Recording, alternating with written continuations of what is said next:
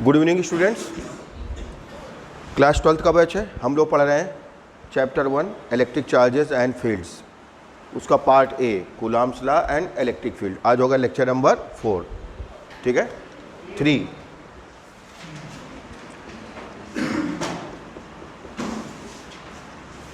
तो हम लोग लगभग इसके समाप्ति की ओर बढ़ रहे हैं। हमें लगा 2 टर्न और लगने चाहिए, इसमें 2 का 1 ही टर्न लगना चाहिए। तो फिर हम लोग इसकी प्रॉब्लम्स करेंगे। क्या करेंगे? प्रॉब्लम्स। फिर पार्ट बी में आएंगे, क्योंकि एक साथ जब प्रॉब्लम करेंगे फिर दिक्कत में आ जाओगे, बहुत सारी प्रॉब्लम हो जाएंगी, ठीक है। इसलिए हमने चैप्टर को 2 पार्ट में डिवाइड कर रखा। Class 12th unit 1। यूनिट 1 तो समझे गए होंगे, बार बार क्या। Chapter 1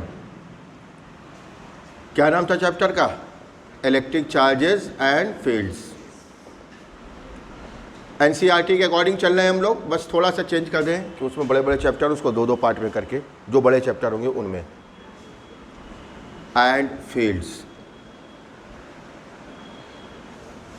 part A Coulomb's law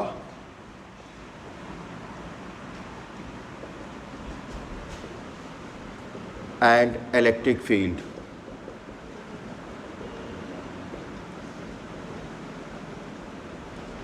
lecture 3। तो हम लोग लास्ट टर्न पे कूलॉम्स लॉ का स्केलर, तूने पढ़ा था वीडियो बेटा, देखा? तो लास्ट टर्न पे हम लोग स्केलर फॉर्म और वेक्टर फॉर्म पढ़ चुके थे। गुड, पीछे वाला चालू कर लो। तो लास्ट टर्न पे हम लोग स्केलर फॉर्म कूलॉम्स लॉ का और वेक्टर फॉर्म दोनों पढ़ चुके थे। वेक्टर फॉर्म में हमें क्या ध्यान रखना होता है? अगर कैप है तो अपॉन में क्या होगा? स्क्वायर। समझ गए? इसको याद रखना है बस। अगर वेक्टर है तो क्यूब। और हम लोग कूलॉम्स लॉ के द्वारा क्या प्रूव कर चुके थे? Newton's third law of motion, action reaction law. याद आया?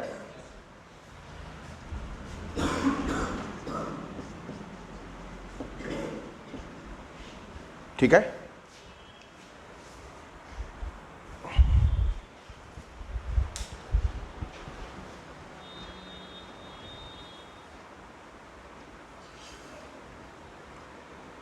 अब हम क्या देखेंगे? ये जो फोर्स हमने निकाला है ये 2 चार्जेस के लिए है। अगर 2 से ज़्यादा चार्जेस हों तो फिर कैसे निकालेंगे? उसे कहते हैं लॉ ऑफ सुपरपोजिशन थ्योरम या superposition theorem for multiple charges, ऐसे कहें। Superposition theorem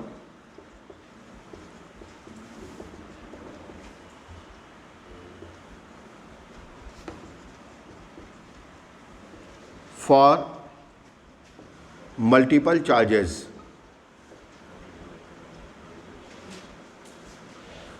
superposition theorem for multiple charges.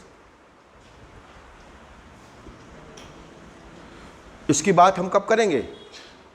जब 2 से अधिक चार्ज हो। 2 चार्ज के लिए तुम्हारा उसी से काम चल जाएगा, जब 2 से ज़्यादा चार्ज हो, ठीक है।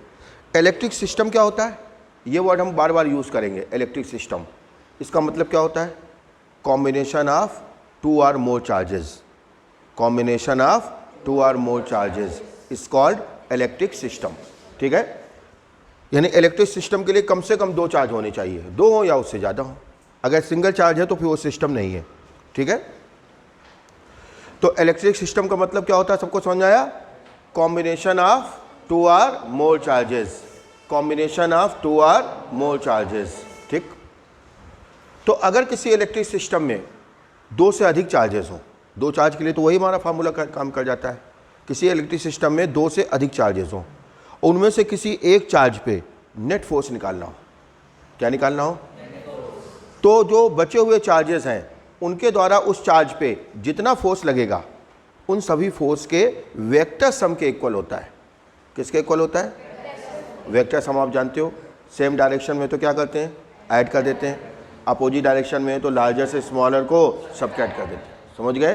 किसी डिफरेंट एंगल पे तो क्या करेंगे? कंपोनेंट।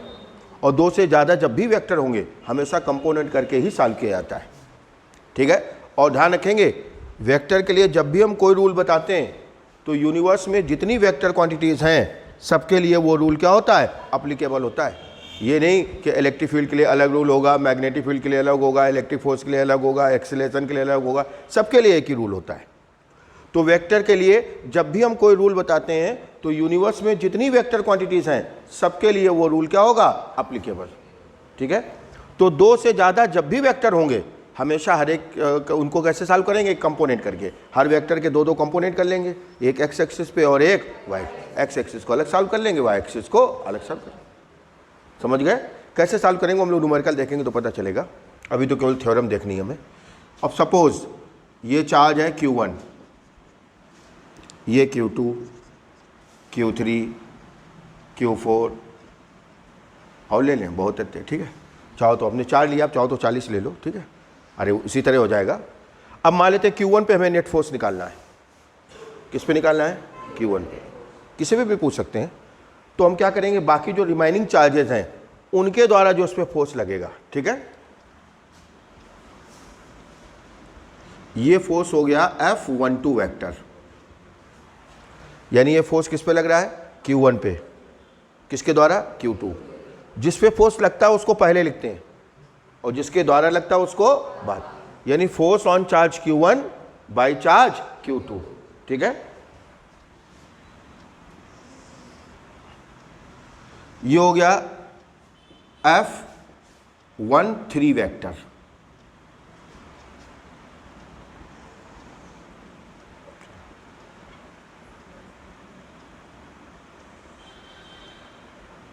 ये हो गया F14 वेक्टर।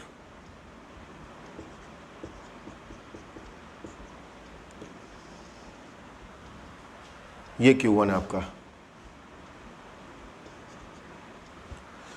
और जरूरी नहीं फोर्स इसी डायरेक्शन में हो सकता है अपोजिट नेचर है तो होगा इसी लाइन के अलॉन्ग, बट अवे ना हो करके टुवर्ड्स Q2 हो जाएगा। अभी Q2 से क्या है हमने अवे, लेकिन होगा इसी लाइन पे।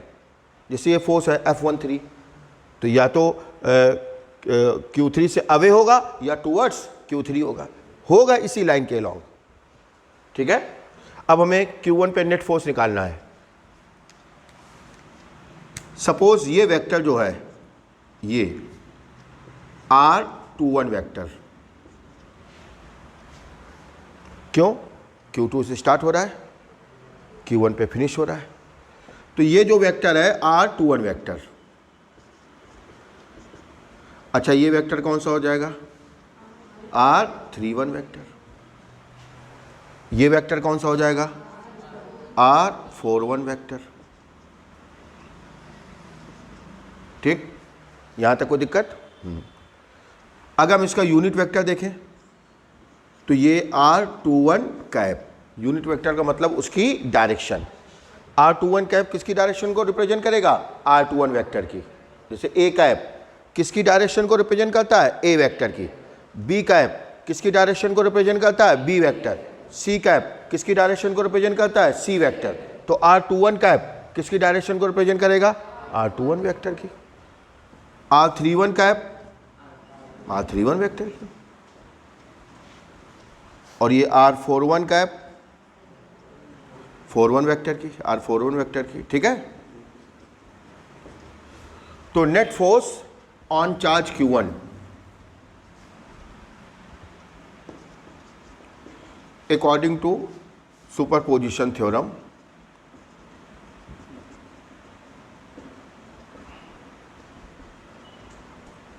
Net force, net electric force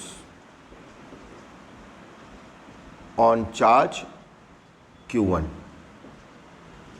कितना आ जाएगा, F1 वेक्टर। Q1 पे फोर्स निकालना है इसलिए F1 वेक्टर। जितने भी इंडिविजुअल फोर्सेस हैं सबके वेक्टर सम के equal, F12 vector, F13 vector, F14 vector and so on. ये है प्रिंसिपल ऑफ सुपरपोजिशन। ठीक है, या superposition theorem. The net electric force on a charge is the vector sum of all the individual forces, vector sum of all the individual forces acting on that charge by remaining other charges, acting on that charge by remaining other charges. ठीक है। अब अगर हम इसकी value लिखें, F12 vector, कौन बताएगा? Hands race करो। अरे अभी तो लिखा है वेक्टर। अच्छा, वेक्टर आते ही तुम लोग डर क्यों जाते हो? वेक्टर आके डरना नहीं है, हंसना है। जय शैलेंद्र, हंसो, ठीक है। वेक्टर देख करके डरना नहीं है। क्या हो जाएगा F12 वेक्टर? बोलो मेघना। के, हाँ नहीं तो ये तो वेक्टर फॉर्म में लिखा है ना।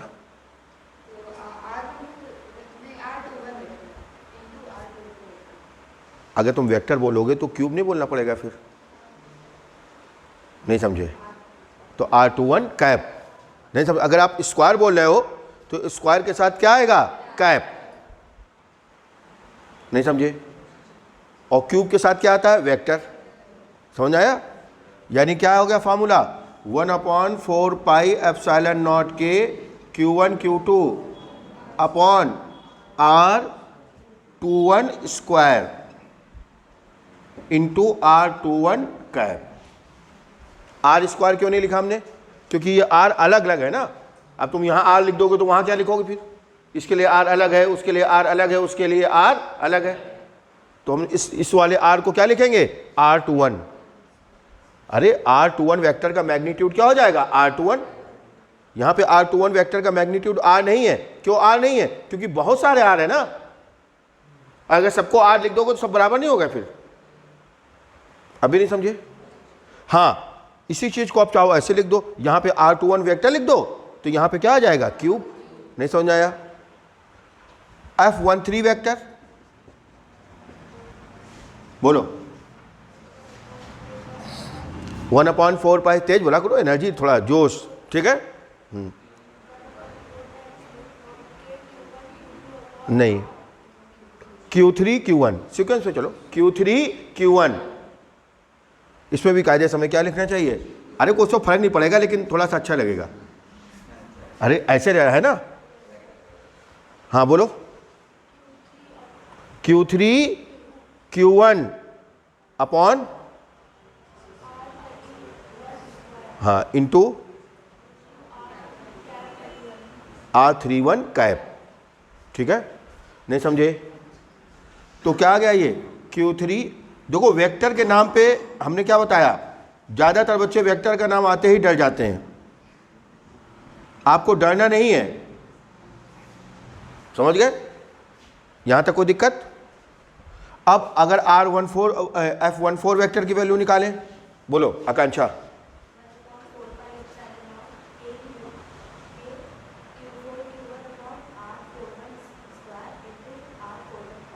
गुड। तो 1/4 पाई एप्सिलॉन नॉट के Q4 Q1 upon R41 square into, हम फिर रिपीट कर रहे हैं, ठीक है। अगर आपने यहाँ पे कैप ना लगा के क्या लगाया होगा? वेक्टर, तो फिर यहाँ पे आपको क्या करना पड़ेगा? क्यूब। नहीं समझे? बाकी सेम यही रहेगा, कोई डाउट? लिखे। If an electric system, heading डाली ना सबने, और लेक्चर नंबर डाल के नोट्स बनाएंगे। If an electric system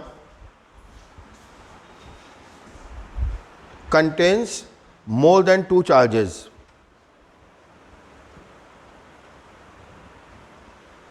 contains more than 2 charges,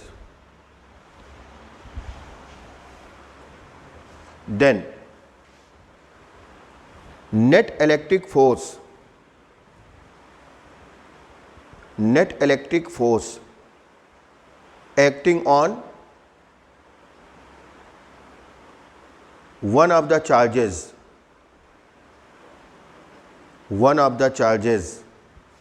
of the system, one of the charges of system is the vector sum of, vector sum को underline करना है, is the vector sum of.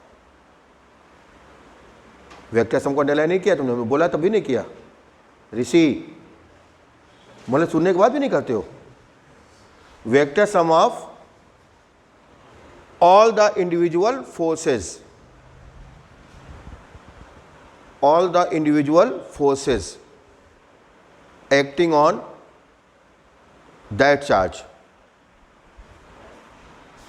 acting on that charge by the remaining other charges, by the remaining other charges, other charges, inverted comma closed. Start भी कर लेना, full stop. This is the superposition theorem for multiple charges. This is superposition theorem for multiple charges. Diagram बना के पूरा note कर लें जल्दी, चाहो तो और ज़्यादा दिखा सकते हैं, प्लस करके एंड सो ऑन कर दें। अब हम आएंगे इलेक्ट्रिक फील्ड पे, जल्दी करो।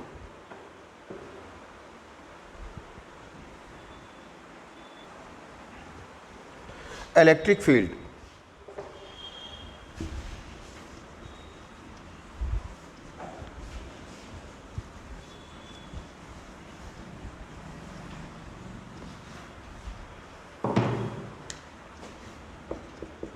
Electric field and intensity of electric field.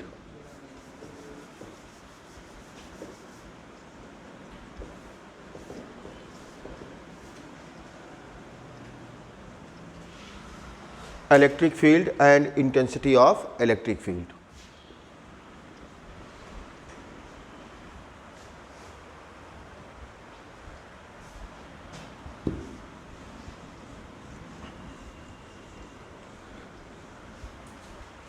क्या होता है electric field?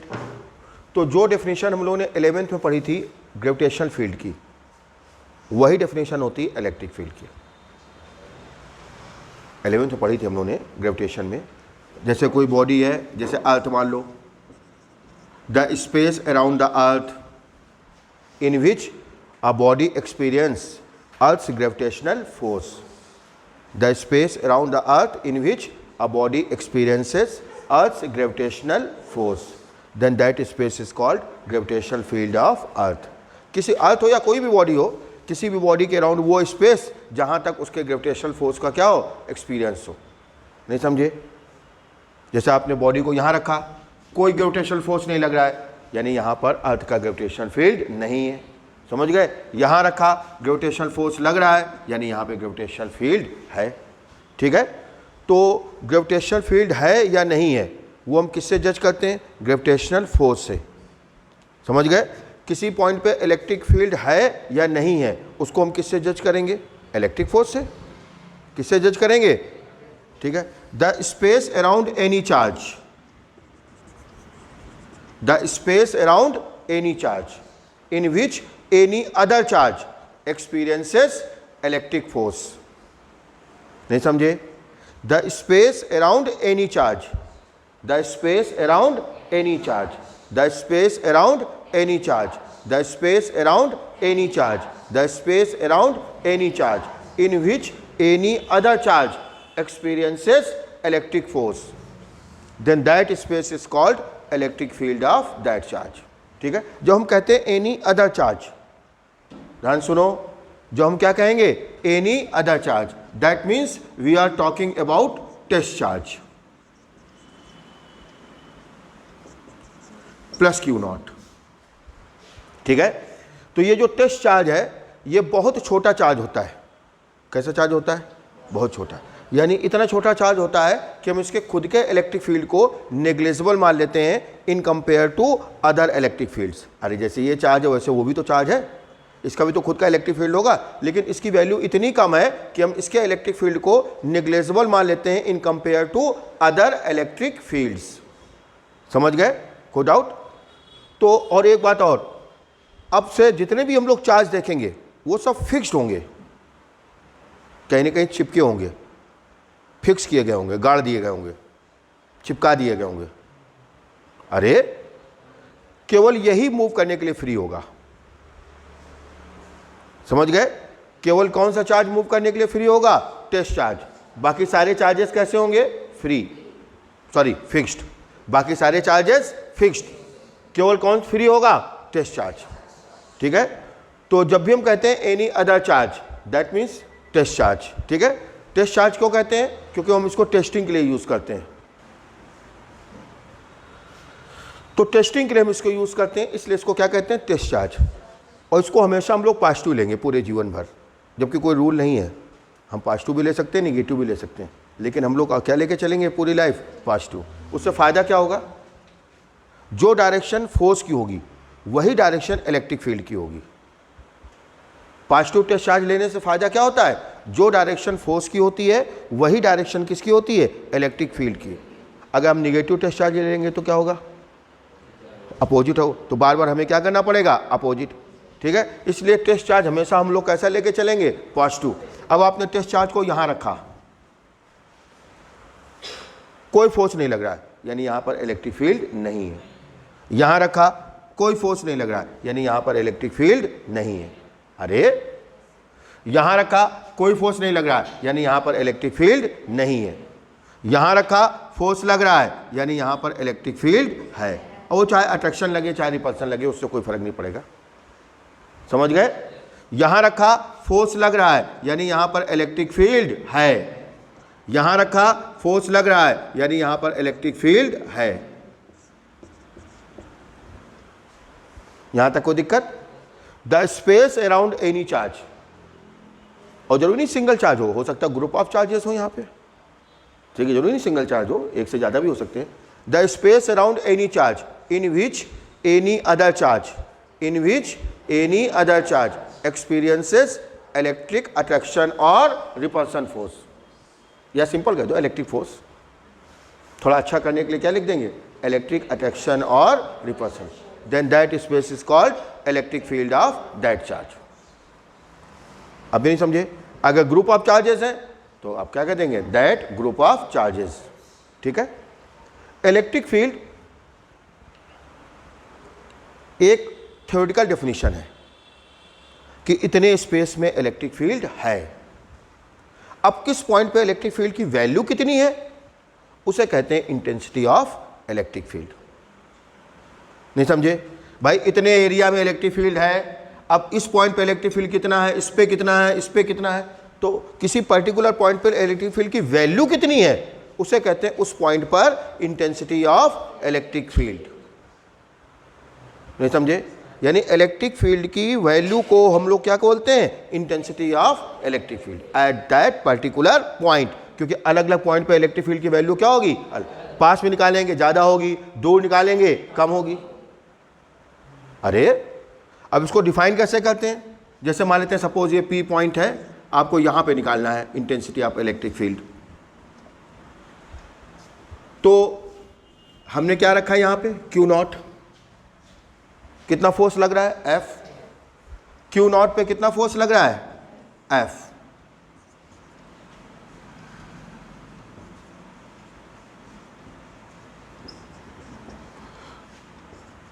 Per unit charge पे कितना लगेगा?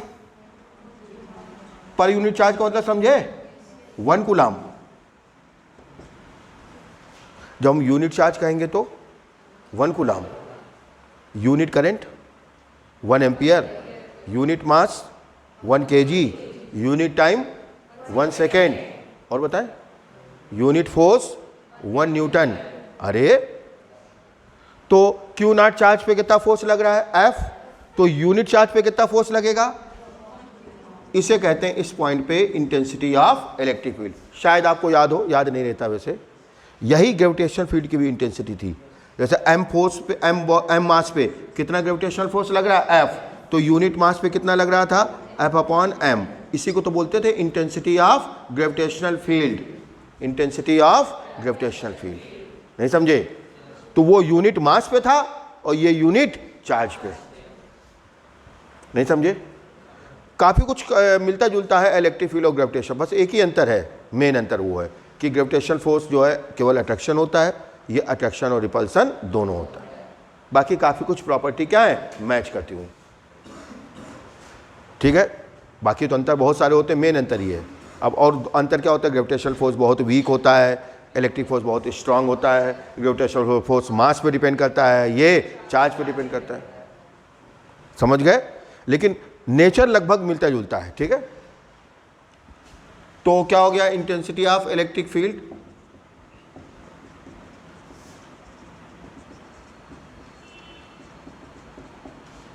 Eight a point inside the electric field. और इलेक्ट्रिक फील्ड को शॉर्ट में हम लोग क्या लिखेंगे, E ऑब्लिक F। लाखों बार लिखना पड़ेगा ना, तो कितनी इंक खर्च हो जाएगी, तो हम लोग शॉर्ट में किससे लिखेंगे, E ऑब्लिक F। पेपर में भी कर सकते हो, कोई जितने भी शॉर्टकट हम यूज़ करेंगे वो पेपर में वही यूज़ करेंगे जिनको आप पेपर में यूज़ कर सकते हो, ठीक है। अब भी नहीं समझे, I equal to sorry E F अपॉन Q नॉट। यूनिट क्या होगी इसकी, अच्छा इसी को वेक्टर फॉर्म में लिखें, ये तो स्केलर फॉर्म में हो गया, वेक्टर फॉर्म में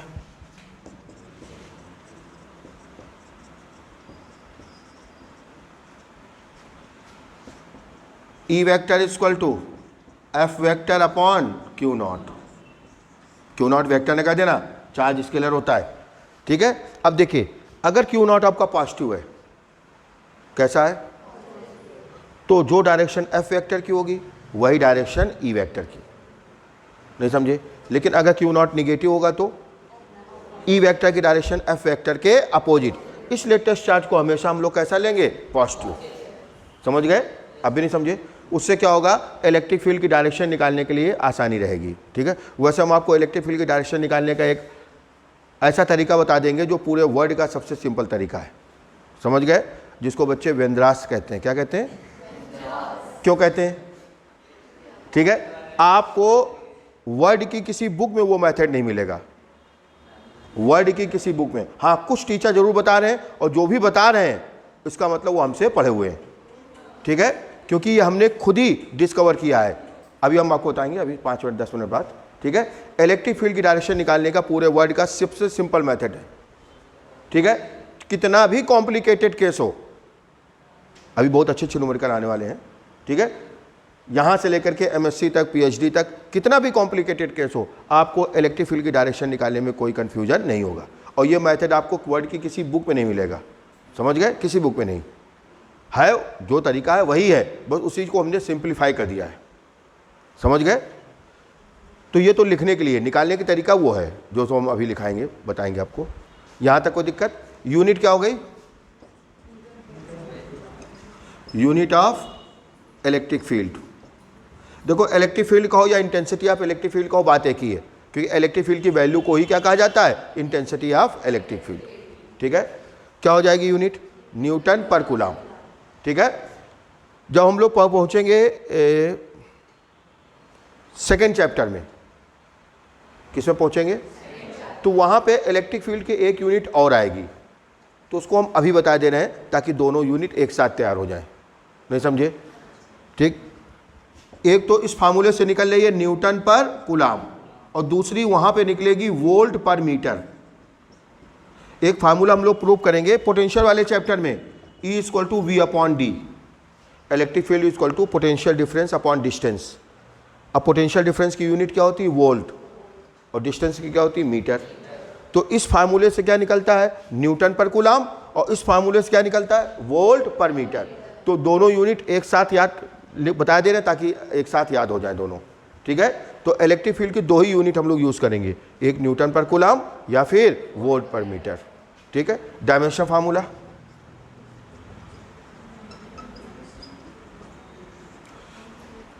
न्यूटन mlt माइनस 2, और कूलम का क्या होता है, AT। हम बार बार रिपीट करते हैं, Q इक्वल टू क्या होता है, IT। I का डायमेंशन फार्मूला A और T का कैपिटल T। तो जहां भी कूलम आएगा उसका डायमेंशन फार्मूला क्या होगा, AT।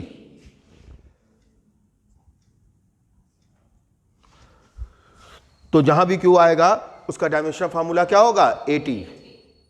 बात समझे, यानी ये क्या आ गया आपका, MLT माइनस 3 ए माइनस 1। नहीं समझे? अरे एम एल ये टी ऊपर नहीं जाएगा, टी माइनस 3 ए माइनस 1। ठीक है, यहां तक कोई दिक्कत? लिखिए, हेडिंग क्या डाली? Electric field and intensity of electric field. The space around any charge, the space around any charge or group of charges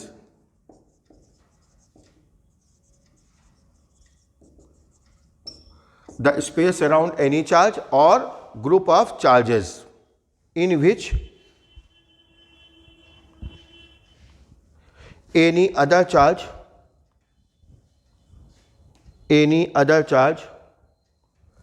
experiences, एक मिनट, in which any other charge, bracket में लिखो test charge plus Q, experiences काट दो, test charge plus Q naught, any other charge, bracket में क्या लिखोगे?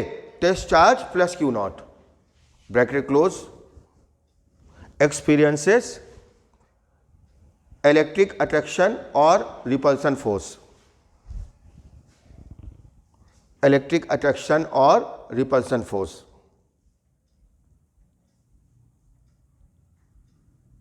Then that space is called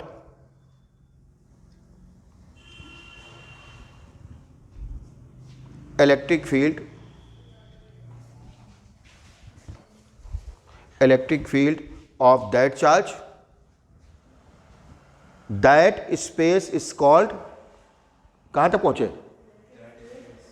is called electric field of that charge और group of charges, that charge और क्या छूट जाता बेटा? दैट चार्ज और ग्रुप ऑफ चार्जेस। ये डायग्राम बनाओ, इसका इन्वर्टेड कॉमा में डेफिनेशन लिखाएंगे।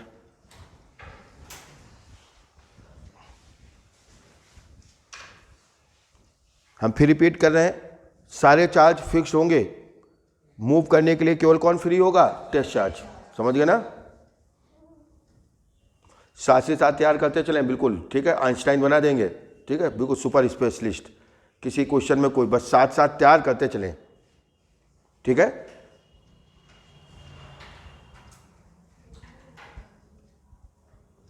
बन गया डायग्राम? हाँ, इसके बाद इन्वर्टेड कॉमा में लिखें डायग्राम के बाद, the ratio of electric force, the ratio of electric force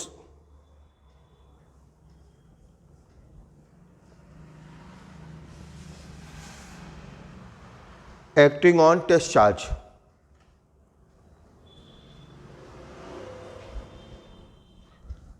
acting on test charge at a point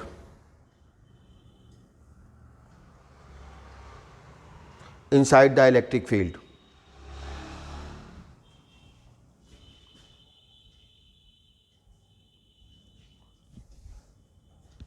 to the value of test charge,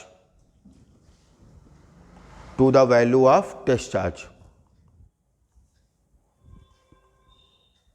comma, is called intensity of electric field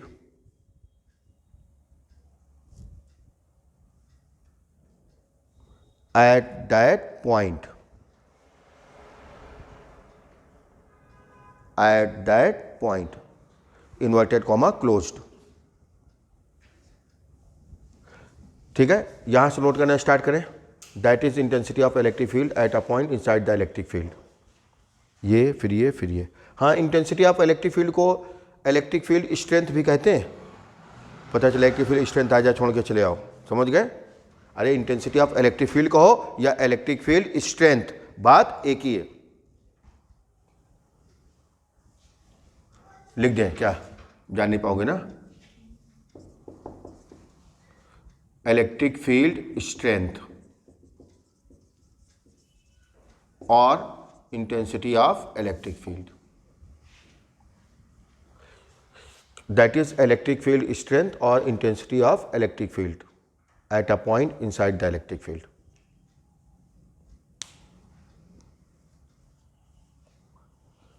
तो ये किसका ratio है? Electric force और test charge.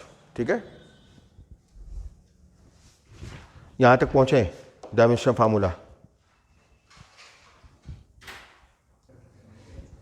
देखिए यहां तक note किया सबने? तो मेन चार्ज पॉजिटिव है तो टेस्ट चार्ज कैसा लिया हमने? पॉजिटिव। अगर मेन चार्ज निगेटिव होगा तो टेस्ट चार्ज कैसा लेंगे? तब भी पॉजिटिव। वही हम पूछ रहे थे। ठीक है, कई बच्चे निगेटिव बोलने वाले थे ना, बोलते बोलते रह गए। ठीक है, तो मेन चार्ज अगर पॉजिटिव है तो टेस्ट चार्ज कैसा लेंगे? और जब मेन चार्ज निगेटिव होगा तो टेस्ट चार्ज कैसा लेंगे? पॉजिटिव। टेस्ट चार्ज हमें पूरे जीवन भर, मरते दम तक, आखिरी सांस तक कैसा लेना है? पॉजिटिव। समझ गए? इससे क्या होगा? डायरेक्शन निकालने में कोई दिक्कत नहीं होगी। ठीक है, हाँ। अब एक नोट लिखें जिसको बच्चे क्या कहते हैं? व्यंद्रास्त्र। ठीक है, दुनिया का सबसे सिंपल तरीका। ठीक है, आप इसको देखिएगा, ढूंढिएगा, किसी बुक में मिल जाए तो। ठीक, लिखे वी एज्यूम, नोट लिखो, वी लिख लोगे, assume plus Q naught charge, we assume plus Q naught charge at that point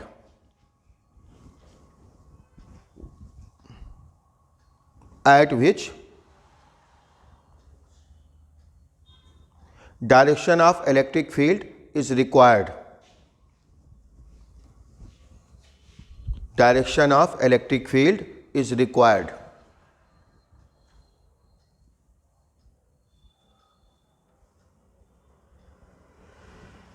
Comma. The direction along which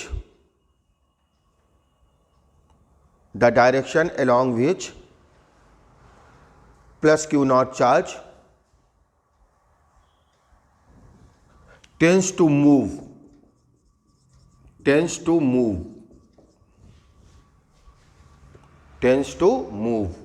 comma, represents, क्या छूटा बेटा? q naught charge 3 बार आया उसमें। ठीक है, we assume plus q naught charge at that point at which direction of electric field is required, comma, the direction along which plus q naught charge tends to move, the direction along which plus q naught charge tends to move, फिर comma, represents direction of electric field, represents direction of electric field at that point.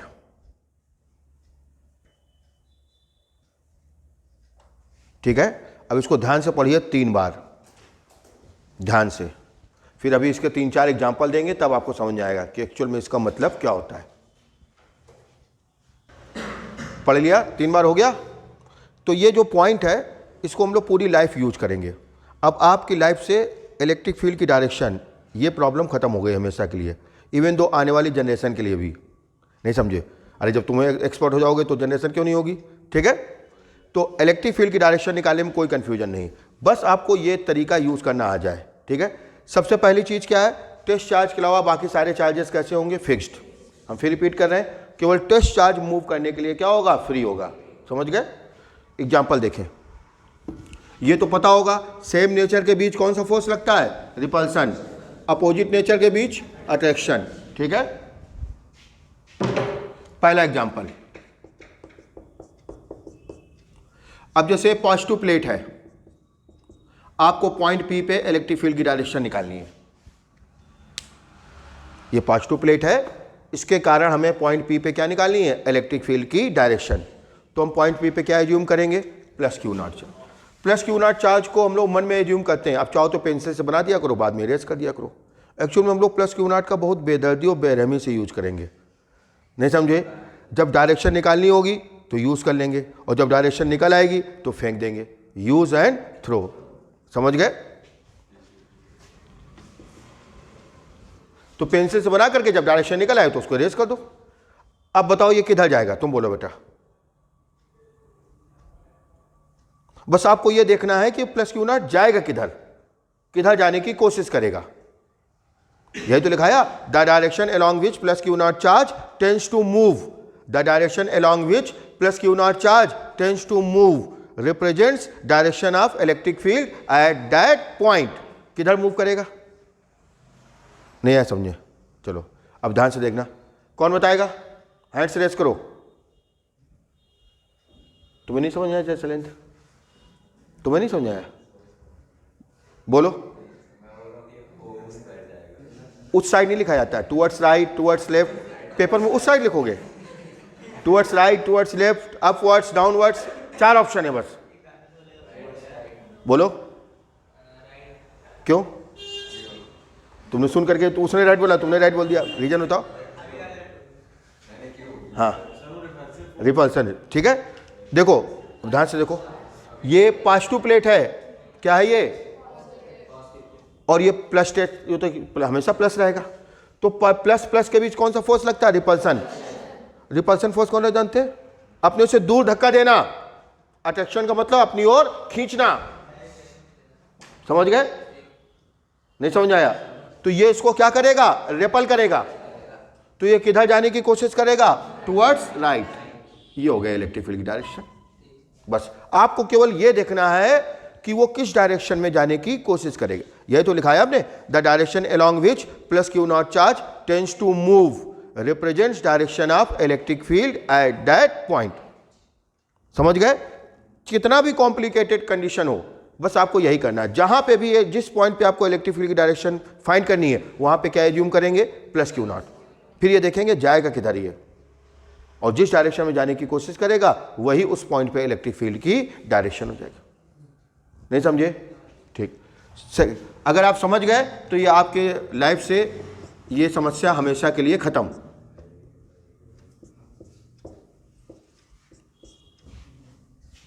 अब जिससे पूछेंगे वो बताएगा। हमें point P पे निकालना है इलेक्ट्रिक फील्ड। कई बच्चे सोचेंगे हर बार पी पे क्यों निकालते हैं? अगर कुछ भी पॉइंट ले लो, ए ले लो, बी ले लो, ठीक है। हाँ तुम बोलो, हाँ तुम बोलो। एज्यूम करो प्लस क्यू नॉट। ये क्या कौन से साइन होता है? नहीं, क्या ये साइन कौन सा होता है? ये पॉजिटिव साइन है ये।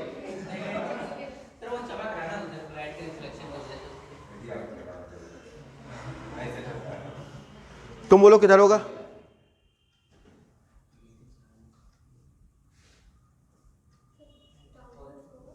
अच्छा, जैसे यहां पे हम प्लस क्यू नॉट को रखें, एज्यूम करें, नहीं तो फिर डाउनवर्ड्स कैसे बोल दिया? बेटा खून मत जलाओ बेटा हमारा, ठीक है। कई सारे बैच है ना, अगर सारे बैच वाले अगर 50-50 ml भी खून जलाएंगे तो 3-4 महीने में तो हम निकल लेंगे। समझ गए ना?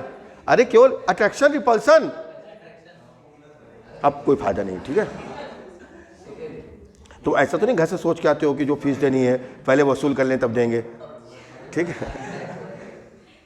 अरे प्लस माइनस नेचर का लॉ नहीं जानते हो, ठीक है। अपोजिट नेचर क्या करते हैं? अट्रैक्ट करते हैं, और सेम नेचर क्या करते हैं? रिपल करते हैं। नहीं समझे? तो ये निगेटिव प्लेट क्या करेगी? प्लस क्यू नॉट को अट्रैक्ट करेगी। बस आपको केवल ये देखना है कि ये किधर जाएगा, तुमको उसके पीछे पीछे चलना है। वही इलेक्ट्रिक फील्ड की क्या होगी? डायरेक्शन। जय शैलेंद्र, नहीं समझ आया? नहीं आया? ये ऊपर क्यों जाएगा? क्योंकि ये माइनस है, माइनस वाला प्लस क्यू को क्या करेगा? अट्रैक्ट करेगा। अब आया समझे?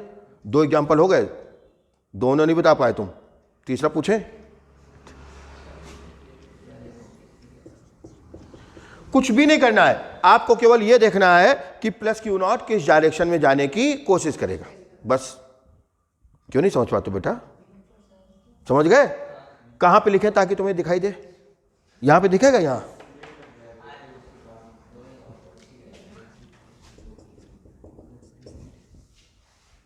जय शैलेंद्र, नंबर आने वाला है।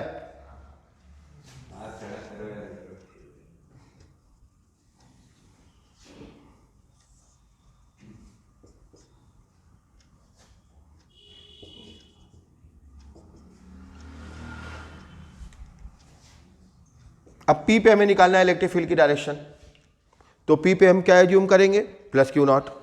समझ गया, जिस पॉइंट पे भी निकालना हो P पे निकालना है तो हम P पे क्या एज्यूम करेंगे, प्लस क्यू नॉट। ठीक है, तो जब Q1 के कारण हम निकालेंगे इलेक्ट्रिक फील्ड की डायरेक्शन P पे, तो Q2 से कोई मतलब नहीं होगा, यानी एक चार्ज के कारण एक बार निकालते हैं, उनका रिजल्टेंट बाद में निकालते हैं।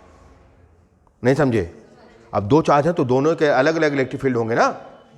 ठीक है, तो आपको बताना है Q1 के कारण पॉइंट P पे इलेक्ट्रिक फील्ड की डायरेक्शन क्या होगी। Q1 के कारण, जय शैलेंद्र बोलो, Q1 के कारण ऑप्शन क्या है, upwards, downwards, towards left, towards right. बेटा ये जो वीडियो बन रहा है ना ये बहुत दूर दूर तक जाता है।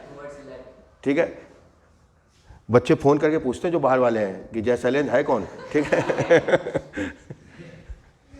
ठीक, समझ गए? तो टुवर्ड्स लेफ्ट, क्योंकि निगेटिव चार्ज क्या कर, तुम्हारा समझ आया बेटा, जब हम इसके कारण निकालेंगे तो इससे हमें कोई मतलब नहीं है।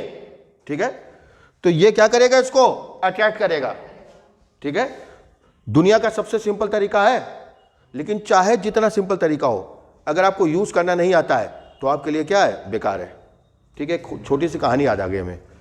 ठीक, कभी शायद सुनाई हो आपको, 2 मिनट की कहानी सुन लो, इससे क्या होगा, ये रूल याद रहेगा आपको। ठीक है, तो 1965 में भारत पाकिस्तान की लड़ाई हुई, सुना चुके हैं?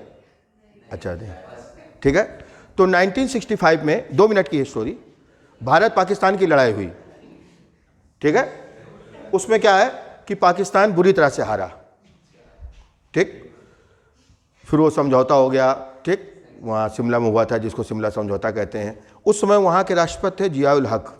ठीक है, तो जब समझौता हो गया, फिर इंडिया ने जो इलाके जीते थे वापस कर दिए दूसरे देशों के मतलब प्रेशर में, यूएन के प्रेशर में। ठीक है, फिर जब वो समझौता हो गया फिर शांति हो गई। फिर वहाँ पे क्या थे, जो राष्ट्रपति थे उस समय, उनको फांसी चढ़ा दिया उन्होंने, मुकदमा चला करके कि इन्होंने अच्छी तरह से प्रिपरेशन नहीं की, या इन्होंने अच्छी तरह से रणनीति नहीं बनाई, इन्होंने हथियार जितने चाहिए खरीदे थे। वहाँ पे जब हार जाते हैं तो अपने राष्ट्रपति को फांसी चढ़ा देते हैं। ठीक है, कि इनकी वजह से हमारे, फिर वो नए राष्ट्रपति बने। ठीक, नहीं उसमें जिया उल हक नहीं थे, बेनजीर भुट्टो के पिताजी थे, जुल्फ़िकार अली भुट्टो। बेनजीर भुट्टो नाम सुना है? पाकिस्तान की पहली महिला प्राइम मिनिस्टर। ठीक है, बेनजीर भुट्टो, उनके पिताजी थे जुल्फ़िकार अली भुट्टो राष्ट्रपति, तो उनको फांसी चढ़ा दी थी। ठीक है, उसके बाद फिर जिया उल हक बने पाकिस्तान के राष्ट्रपति, और जिया उल हक बने तो फिर उन्होंने नए नए हथियार खरीदना स्टार्ट किया। ठीक है, अमेरिका ने उस समय एक प्लेन बनाया था F-16, वो अभी तक यूज करता है अमेरिका। क्या नाम है उसका? ठीक है, उस समय वो सबसे एडवांस प्लेन थे। ठीक, तो पाकिस्तान के चूंकि अमेरिका से ज़्यादा क्लोजनेस थी उस समय, इंडिया रसिया के ज़्यादा क्लोज था, तो पाकिस्तान गिड़गड़ा के रिक्वेस्ट करके, ठीक है, और किसी तरीके से उसने F-16 लड़ाकू विमान अमेरिका से ले लिए। ठीक है, शायद 40-50 जो भी रहे हों। ठीक है, तो लेकिन उनको खरीदने के लिए पाकिस्तान की जो इकोनॉमी थी वो पूरी ध्वस्त हो गई, इतने पैसे अमेरिका ने उससे ले लिए। ठीक है, लेकिन चूंकि वो हारे हुए थे, तो हारने बाद वो होता है ना कि कुछ भी हो जाए, ठीक है, हमें चाहिए, हम लोग भूखे रह लेंगे, भीख मांग लेंगे, लेकिन चाहिए। ठीक है, तो उन्होंने F-16 लड़ाकू विमान ले लिए। ठीक है, और अमेरिका ने ये कह के बेचा उनको कि ये अजेय हैं, यानी कोई भी रडार उनको नहीं पकड़ सकता, कोई भी मतलब उस समय की कोई भी टेक्नोलॉजी उसको हरा नहीं सकती। तो जैसे ही पाकिस्तान को मिले F-16, आपने शायद बॉर्डर मूवी देखी हो, ठीक है, तो वो 1971 का ही वार उसमें दिखाया गया। तो F-16 जैसे लड़ाकू विमान मिले, ठीक है, उसका फिर पाकिस्तान फूलने लगा। नहीं समझे? अब तो उनका वो विमान आ गए जो कोई हरा ही नहीं सकता उनको। ठीक है, तो फिर उन्होंने, पाकिस्तान ने फिर तुरंत अटैक कर दिया पंजाब की तरफ से। ठीक, 1971 में। ठीक, और पिछली बार कैसे हारे थे वो? बुरी तरह। इस बार और बुरी तरह। ठीक है, इतनी बुरी तरह से हारे कि पाकिस्तान के 2 टुकड़े हो गए। ठीक है, नहीं समझे? पाकिस्तान के 2 टुकड़े हो गए, एक नया देश बन गया बांग्लादेश। पहले बांग्लादेश पाकिस्तान में ही था। ठीक है, तो पिछली बार बुरी तरह हारे थे, इस बार कैसे हारे? और बुरी तरह। ठीक है, मतलब देश के 2 पार्ट हो गए, और विश्व का सबसे बड़ा सरेंडर हुआ था। विश्व का सबसे बड़ा, सरदार जी उसमें थे, नाम लिया जा रहा है, इंडिया के जो गवर्न कर रहे थे उसमें उस लड़ाई को, ठीक है, उनके सामने 90,000 सैनिकों ने एक साथ समर्पण किया था और केवल 2 घंटे का समय दिया था इंडियन आर्मी ने कि 2 घंटे के अंदर अगर सरेंडर नहीं करोगे सब मारे जाओगे, क्योंकि पूर्वी पाकिस्तान में सबको घेर लिया था चारों तरफ से, ठीक है। तो 2 घंटे का समय दिया था, सबसे बड़ा सरेंडर था विश्व का, ठीक। फिर उसका समझौता वगैरह हो गया, ठीक। फिर वो जियाउल हक को फांसी चढ़ा दिया उन्होंने जब आ जाते तो अपने राष्ट्रपति को क्या करते हैं, फांसी चढ़ा देते, ठीक है। फिर कमेटी बनी, फिर जांच हुई कि ऐसा क्यों हुआ, ठीक है। फिर उन्होंने अमेरिका से जवाब तलब किया कि आप तो कह रहे थे कि F-16 विमान बहुत अच्छे हैं, इनको कोई नहीं हरा सकता, अजय हैं, लेकिन ये तो कोई काम ही नहीं है। तो वहाँ से एक लाइन का आंसर आया, तब टेलीग्राम चलता था उसमें, ठीक है। एक लाइन का आंसर आया, उसको हम हिंदी में ट्रांसलेट करके बता रहे हैं, नहीं तो मज़ा नहीं आएगी, ठीक है।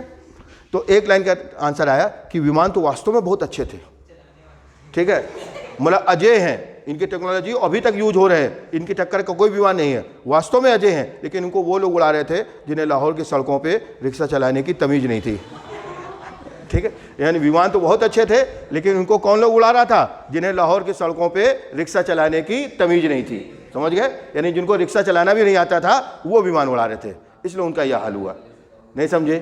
तो इस कहानी का कंक्लूजन क्या है, अस्त्र चाहे जितना अच्छा हो, अगर आप यूज़ नहीं कर पा रहे हो तो आपके लिए क्या है, बेकार है, नहीं समझे। चाहे वो F-16 एयरक्राफ्ट हो, चाहे वेंद्रास्त्र हो, समझ गए। कितना भी अच्छा अस्त्र हो, अगर आप उसको यूज नहीं कर पाते हो तो आपके लिए क्या है, यूजलेस। अब भी नहीं समझे, ठीक। तो -Q1 इसको क्या करेगा, अट्रैक्ट, तो किधर जाएगा, टुवर्ड्स लेफ्ट, समझ आया।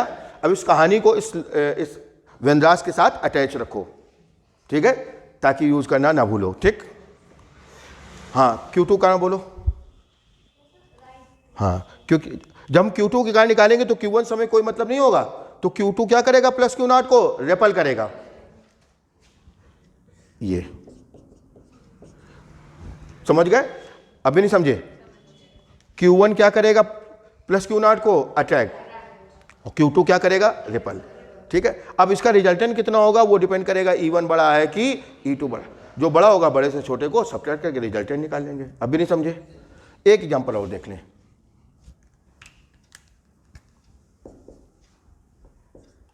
तो इलेक्ट्रिक फील्ड की डायरेक्शन निकालने में अब कभी कोई कंफ्यूजन, आपको कुछ नहीं करना है, +Q0 को एज्यूम करना है। किसको एज्यूम करना है, समझ गए। The direction along which +Q0 charge tends to move represents direction of electric field at that point, नहीं समझे। चलो एक एग्जांपल और, ये सब हम लोग न्यूमेरिकल्स में यूज करेंगे, हम पहले से ऐसे एग्जांपल ले रहे हैं ताकि आगे चल करके आपको दिक्कत ना हो, यही सब आएंगे न्यूमेरिकल में, ठीक है। तो ये है +Q1 A B C D, O पे निकालना हमें, -Q2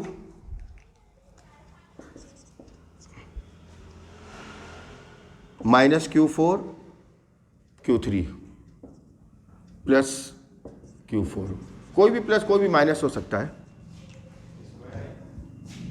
क्या कह रहे हो, हाँ स्क्वायर है, न्यूमेरिकल मिलेगा ना जो हम लोग लगाएंगे। अब हमें O पे डायरेक्शन निकालनी है, कहाँ पे निकालनी है, O पे। 4 ऑप्शन है आपके पास, from O to A, from O to B, from O to C, from O to D। कोई एक पंखा चला दो,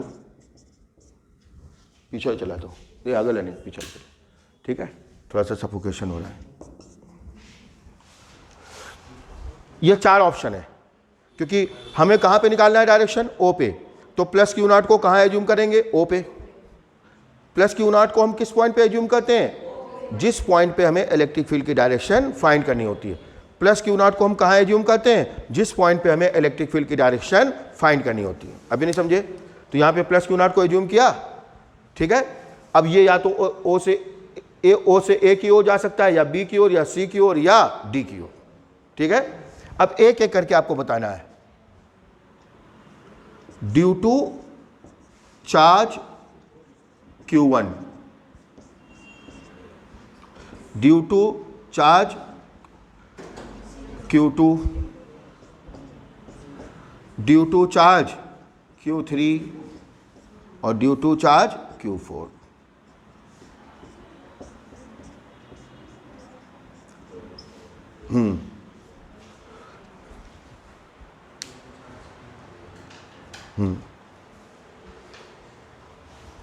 due to charge plus Q1।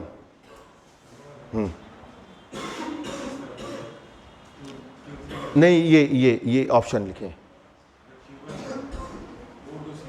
O2C। समझ आया नहीं आया? प्लस Q1 इसको क्या करेगा? रेपल। प्लस Q1 इसको क्या करेगा? तो ये किधर की ओर जाएगा? C की ओर। नहीं समझे? रेपल का मतलब अपने से दूर धक्का देना, अट्रैक्ट का मतलब अपनी ओर खींचना। समझ गए? तो O2C, O2C। नहीं समझे? अरे O पे रखा है, किधर की ओर जाएगा? C। इसके कारण। ठीक, तुम बोलो बेटा। Q2 के कारण O2B। समझ गए क्या? अरे पक्का? O2B। ठीक। जय शैलेंद्र, Q3 कारण।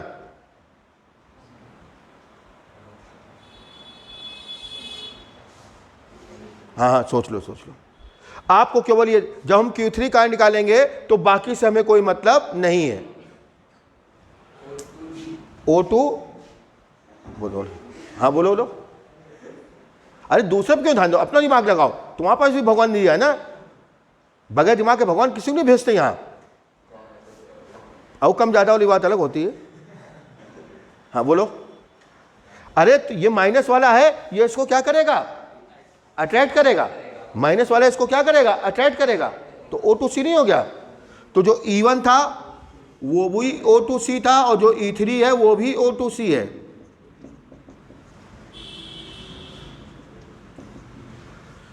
E1 किसके कारण है? Q1 के कारण।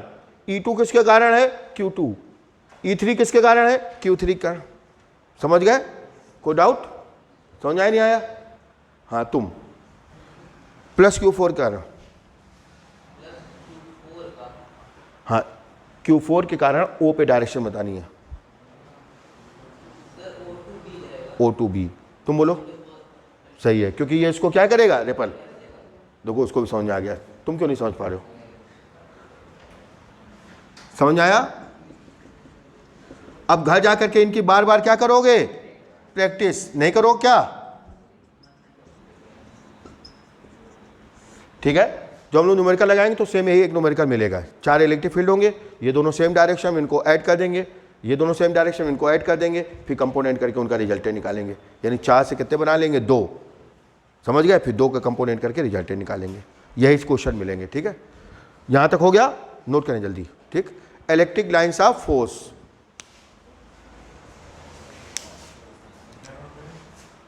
ये एग्जाम्पल नहीं करो क्या? नहीं, हेडिंग तो इसके बाद आएगी, पहले एग्जाम्पल नोट करो।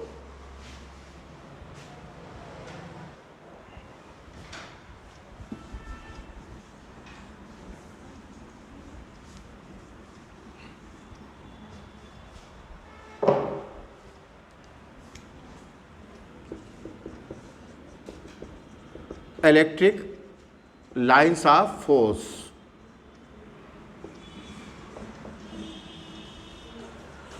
तो इलेक्ट्रिक फील्ड को हम किससे रिप्रेजेंट करते हैं? इलेक्ट्रिक लाइन्स ऑफ फोर्स से। ठीक है, आपको पता चल गया। जिस पॉइंट पे हमें इलेक्ट्रिक फील्ड की डायरेक्शन फाइंड करनी होती है, हम वहां पे क्या एज्यूम करते हैं? Plus Q0 charge. क्या एज्यूम करते हैं? समझ गए? The direction along which plus Q0 charge tends to move represents direction of electric field at that point. ठीक है, अब जरा देखो, ये कोई प्लस Q चार्ज है, ध्यान से देखो।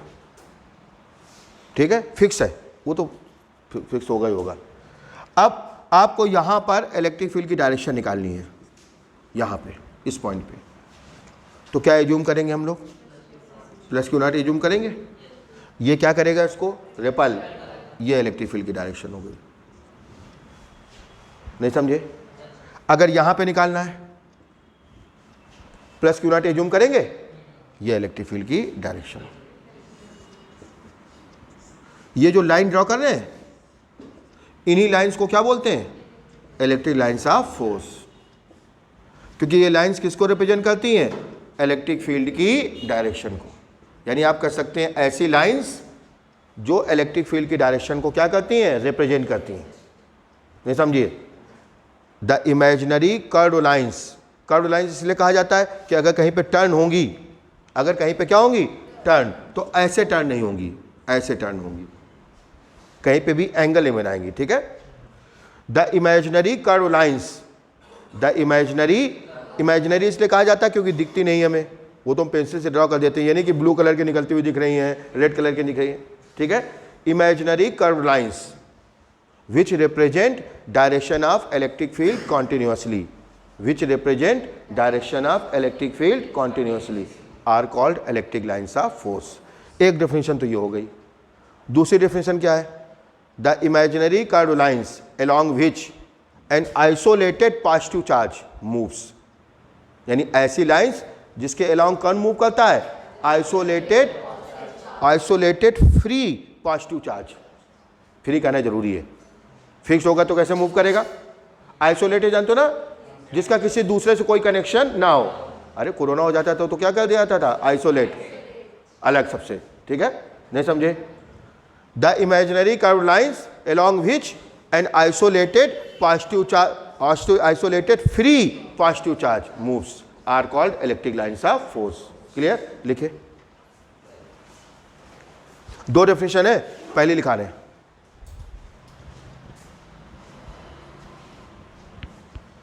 The imaginary curved lines, the imaginary curved lines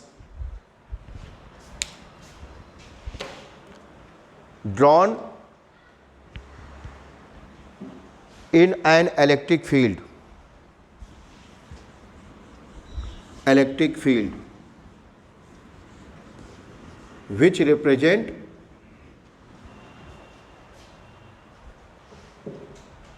which represent direction of electric field continuously, direction of electric field continuously,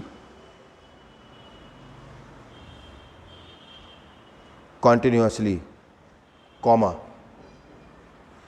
are called electric lines of force, electric lines of force। बीच में लिखे और, next line से, the imaginary curve lines, the imaginary curve lines drawn in an electric field, drawn in an electric field along which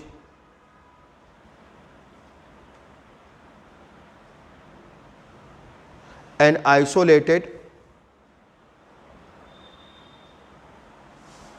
free positive charge, isolated free positive charge moves,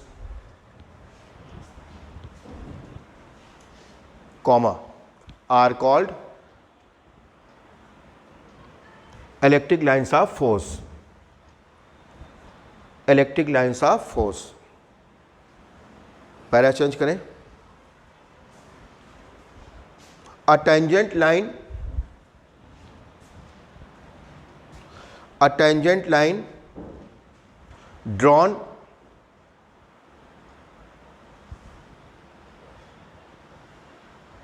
at a point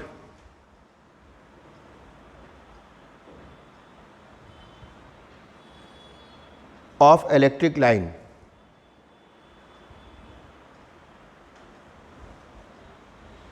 comma represents direction of electric field, direction of electric field at that point,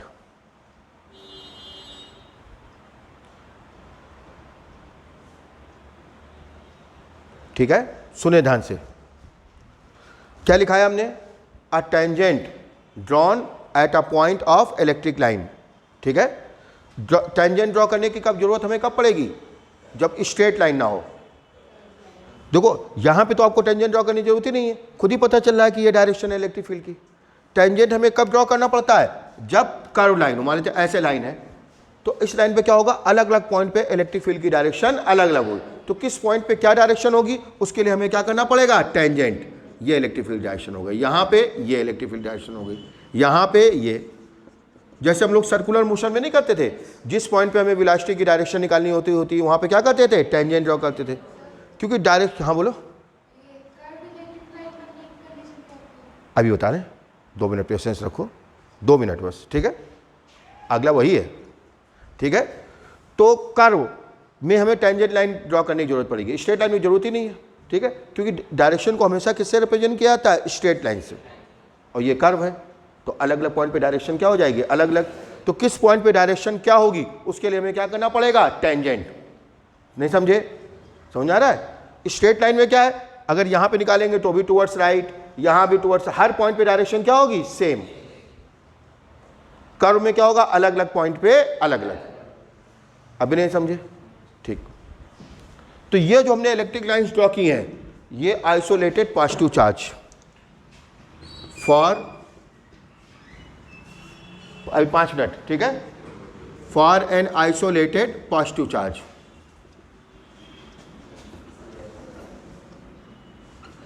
अगर negative charge के लिए draw करें, for an isolated negative charge,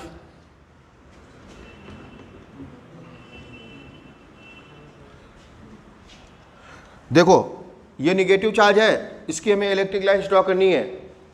यहां पे plus Q not छोड़ेंगे, किधर जाएगा, towards left, क्योंकि अट्रैक्ट करेगा। और ध्यान रखना केवल क्यू नॉट फ्री होता है। अरे कैसे पता है बेटा, नहीं समझ आया, ये हो गया निगेटिव,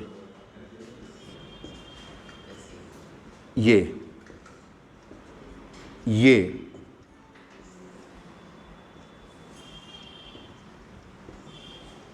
ठीक। अगर हम लोग, जब हम आपको शीट देंगे या आप अनसॉल्व देखेंगे कोई भी पब्लिकेशन का, तो आप देखेंगे आपसे कम से कम 10 बार पूछा गया होगा, स्पेशली सीबीएसई में ऐसे में पूछा गया, draw the electric lines for an electric dipole, draw the electric lines for an electric dipole. ठीक है, इसको थोड़ा छोटा कर दें, समझ गए ना, बना लिया है सबने।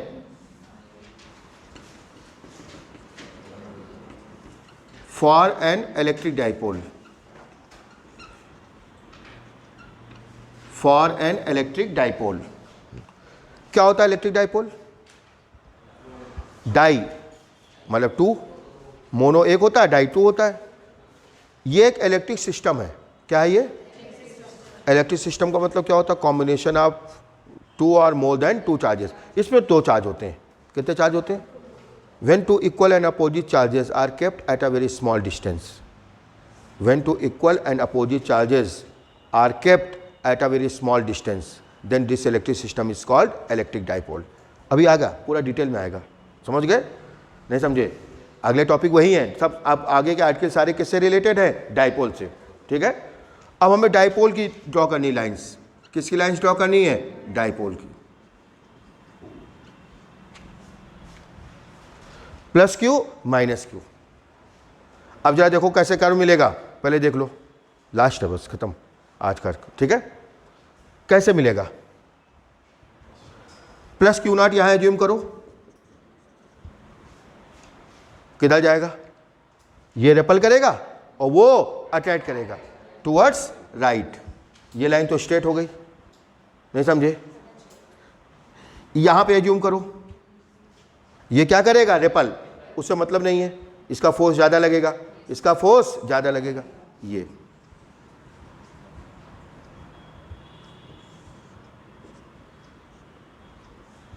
ऐसे।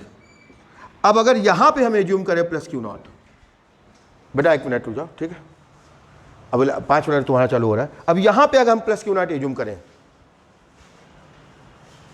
तो कहां जाएगा? ये क्या करेगा? रिपल, और वो क्या करेगा? अट्रैक्ट। नहीं समझे? अगर वो ना होता तो ये सीधे जाता, देखो, लेकिन ये इधर से रिपल करेगा, वो उधर से अट्रैक्ट करेगा, तो कैसे मुड़ेगा? ये ऐसे। नहीं समझे? ये ना होता तो क्या होता? सीधे जाता, और वो ना होता तो, ये ना होता तो ये ऐसे आता। इधर से ये रिपल करेगा, उधर से वो अट्रैक्ट करेगा, ऐसे। ठीक है? तो ये जो लाइन समझ आ रहा नहीं आ रहा है? क्योंकि वो रिपल करेगा और वो अट्रैक्ट करेगा, ऐसे। ये इलेक्ट्रिक लाइंस हो गई। यानी इलेक्ट्रिक लाइंस पॉजिटिव चार्ज से क्या होती हैं? निकलती हैं, और नेगेटिव चार्ज में इमर्ज होती हैं, ऐसे।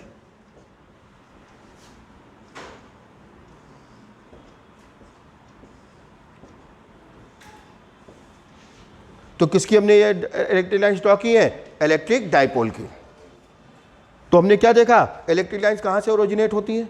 पॉजिटिव चार्ज से। कहां से ओरिजिनेट होती हैं और कहां पे फिनिश होती हैं? नेगेटिव चार्ज पे। समझ गए? तुम बेटा एक काम करोगे, 5 मिनट की वीडियो देखोगे, क्योंकि हम इसको प्रॉपर्टीज लिखा के ख़त्म कर दें, नहीं तो ये टॉपिक बीच में जब अगले बार पढ़ाएंगे तो नए बच्चे आ जाएंगे, तो फिर इनको कुछ पता नहीं होगा। इसकी क्या बतानी है हमें? प्रॉपर्टीज़। क्या बतानी है? प्रॉपर्टीज़। ठीक है, चलो इसको नोट कर लें। ठीक है,